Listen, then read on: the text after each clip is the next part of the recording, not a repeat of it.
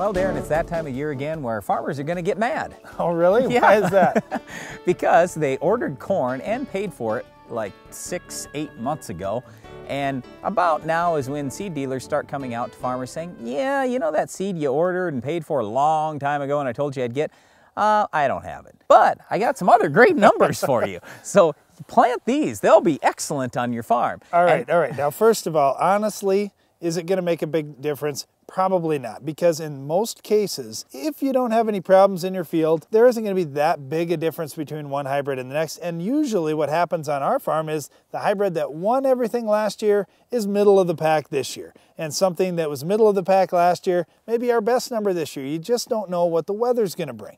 Now, there is one big variable though. If you have a certain disease problem, maybe it's gray leaf spot, maybe it's Goss's wilt, now you do have to be very fussy about which hybrid you get, and just any old substitute hybrid may not be good enough. Yeah, you mentioned gray leaf spot. I don't mind that so much because you can go spray a foliar fungicide. I don't mind gray leaf spot? Well, come on now, that's a major Yeah, but at least disease. I have a rescue option. Yes, that's with true. With Goss's wilt, I've got no rescue option. The problem with Goss's wilt, it's a bacteria. It's not a fungus. I can't go spray headline on it and control it. So once I put that seed in the ground, I'm stuck. There's nothing else I can do. 2 years ago on our farm, it was a big issue, and especially with certain hybrids that weren't very tolerant. But last year, you know, we had this great big Goss's wilt study. We saved a part of a field that had been corn on corn for a long time and it had Goss's.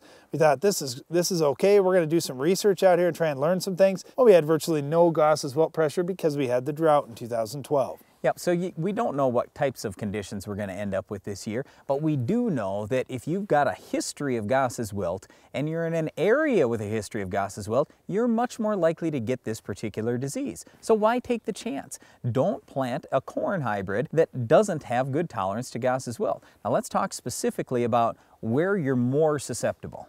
Well, Goss's wilt is a bacterial disease, and it's certainly going to survive in the residue in your field. So if you've got some Goss's wilt out there, corn on corn is not the best thing you can do. If you're doing corn on corn, your chances of having a Goss's wilt problem are much higher than your neighbor who's in a crop rotational system. That said, Goss's wilt can certainly spread through the area, and just because you haven't had it in your field before, but it is in your area, you may have it even if your field has never seen it.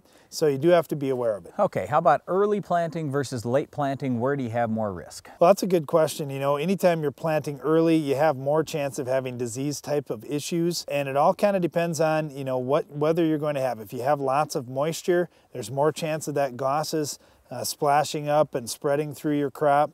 If you're in drier conditions, then there's certainly less chance. We don't really know for sure. A lot of people will say, oh, the early planting is worse. We don't know. It depends a lot on when you get your rain and when the Goss's wilt moves into your area and that type of thing. But here's what we do know. If you take the very best possible care of your crop, you're less likely to have a problem. In other words, if you have great fertility, if you have great weed, insect, and disease control, I mean for diseases other than Goss's wilt, if you make your plant as strong as possible, it can withstand Goss's wilt a little bit better. But even with that being said, you could still lose 20, 30, even 40 bushels per acre. The earlier that Goss's wilt impacts your fields, the more yield damage you're going to have. Now, a few years back when we first saw Goss's wilt on our farm, well, it didn't hit really until August. The corn was already made.